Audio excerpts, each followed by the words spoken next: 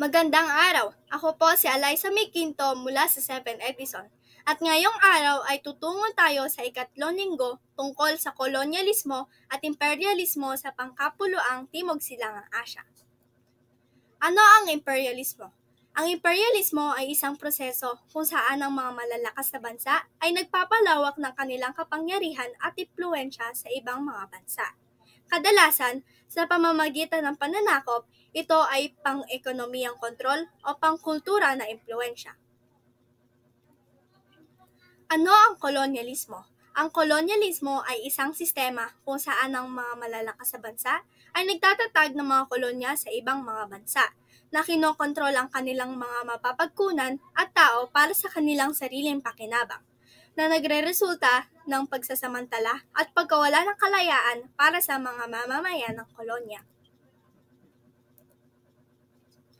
Mga dahilan kung bakit naganap ang unang yugto ng kolonyalismo at imperialismo sa Asya. Ang unang yugto ng kolonyalismo at imperialismo sa Asya ay bunga ng iba't ibang mga kadahilanan tulad ng mga krusada, ang paglalakbay ni Marco Polo, ang paghahanap ng mga bagong rutang pangkalakalan, ang panahon ng paggalugad at pagtuklas, at ang paniniwala sa merkantilismo. Ano ang aking damdamin tungkol dito? Kawili-wili kong isipin kung ano ang magiging epekto sa ating edukasyon, kultura at paniniwala kung hindi tayo sinakop.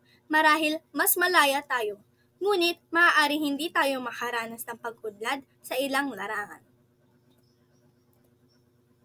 Nakakagalit na makita kung paano nawala ang mga kultura at tradisyon ng mga katutubong mamamayan dahil sa pananakop at impluwensya ng ibang mga kultura.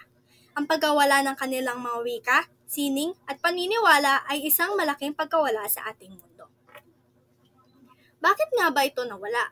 Ang pagpapatupad ng mga kolonyal na kapangyarihan ng kanilang mga kaugalian, wika at relihiyon ay nagresulta sa pagkawala ng pagkakakilanlan ng mga katutubong mamamayan na nagdulot sa pagkakalito at pagkawala ng pagiging natatangi.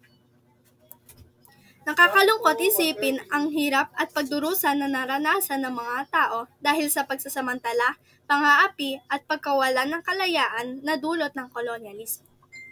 Bakit sila naghirap dahil sa kolonyalismo? Ang pag-aabuso at pagsasamantala ng mga kolonyal na kapangyarihan ay nagdulot ng malaking hirap sa mga mamamayan ng mga kolonya, na nagresulta sa paglabag sa kanilang mga karapatan, pagnanakaw ng kanilang mga mapagkukunan, at pagkawala ng kanilang mga kultura.